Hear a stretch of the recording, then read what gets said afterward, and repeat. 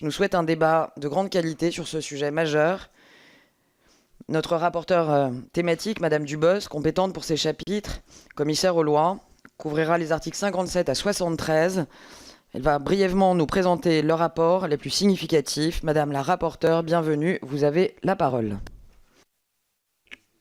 Merci Madame la Présidente.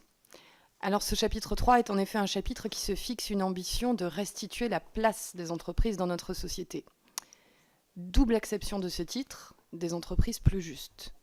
Il y a tout d'abord la reconnaissance et la consécration de bonnes pratiques déjà existantes pour les entreprises, notamment en matière de RSE, dont une bonne gouvernance.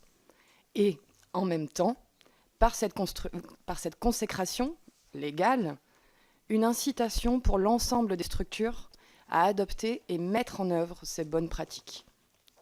Cette double ambition s'inscrit dans une tradition française de capitalisme responsable et maîtrisé, où les risques et excès de la financiarisation ont pu être compensés par un cadre de gouvernance audacieux.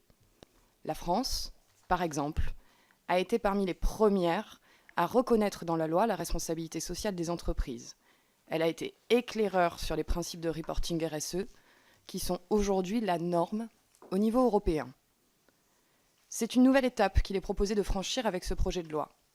L'entrée de la prise en considération des enjeux sociaux et environnementaux dans le Code civil, la reconnaissance d'une raison d'être des sociétés, voire, si les débats nous y conduisent, la reconnaissance d'une société à mission. Ce serait alors 3 étages d'une seule et même fusée, 3 degrés de responsabilité que les entreprises accepteraient de prendre au nom d'un capitalisme plus durable et équitable. J'y reviendrai. Ce chapitre 3 comporte également des avancées importantes pour une meilleure répartition de la valeur créée par les entreprises au bénéfice des salariés. L'intéressement et la participation, qui permettent d'associer davantage les salariés aux performances de leur entreprise, sont largement encouragés, notamment dans les petites structures. Beaucoup d'amendements auront pour objet d'apporter encore davantage de souplesse pour que l'épargne salariale trouve à se développer encore. Il faudra trouver l'équilibre pour apporter la lisibilité nécessaire entre la participation qu'on assimile dans une vision gaullienne à un véritable instrument de redistribution des bénéfices et l'intéressement que je situe plutôt dans une logique de récompense de la performance. Nous aurons, à n'en pas douter, de beaux débats sur ce point. Une autre partie du chapitre 3 encourage le recours à l'actionnariat salarié. L'actionnariat salarié est généralement considéré comme vertueux pour toutes les parties. Les salariés bénéficient d'offres avantageuses qui s'inscrivent la plupart du temps dans leur stratégie d'épargne salariale.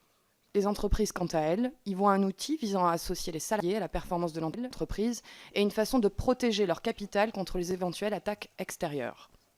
C'est en France encore que nous sommes pionniers de cette pratique et, encore aujourd'hui, le premier pays d'Europe à y recourir. Félicitons-nous donc que des dispositions l'encouragent, le renforcent, à la fois dans les entreprises privées, y compris les SAS, et dans les entreprises publiques. Le cœur de mon travail de rapporteur a cependant porté sur la modification du Code civil, je ne le cache pas, proposée donc dans ce projet de loi. Mon âme de juriste et ma fonction de commissaire aux lois m'ont conduite à mener de nombreuses auditions de personnalités reconnues dans le monde du droit, issues de l'université, de la Cour de cassation, de la chancellerie, ou encore d'experts de droit des sociétés et de droit des affaires. En effet, la modification du Code civil n'est jamais anodine, et là, plus que jamais, nous devons légiférer avec une audace raisonnée, la main tremblante. C'est ainsi que je défendrai un amendement de ponctuation signifiante, puisqu'il remplace le mot « et » par une virgule, mais en réalité, les implications sur le droit des sociétés sont majeures, nous aurons l'occasion d'en discuter. Il s'agira de préciser que la prise en considération des enjeux sociaux et environnementaux de l'activité d'une société s'inscrit pleinement dans le principe de gestion de la société, dans son intérêt social, et non en dehors de façon déconnectée. Je soutiendrai également une initiative particulièrement bienvenue, issue des travaux de Stanislas Guérini, sur la reconnaissance des sociétés à mission.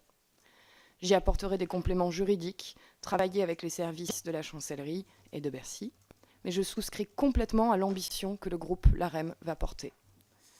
C'est enfin sur de beaux débats sur la gouvernance des entreprises que nous conclurons le chapitre 3. Beaucoup d'amendements ont été déposés pour compléter ce chapitre, je le répète, très ambitieux pour le capitalisme de demain. Enfin, quelques mots rapides sur le chapitre 4, bien que vous le connaissiez sans doute déjà sur le bout des doigts.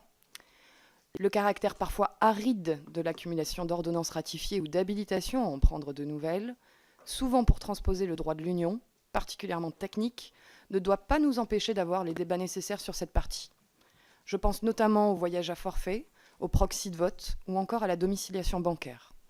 Mon rapport comporte près de 100 pages d'explications détaillées sur le contenu de ces articles, même si ce chapitre risque de ne pas capter notre pleine attention par rapport à d'autres sujets de la loi.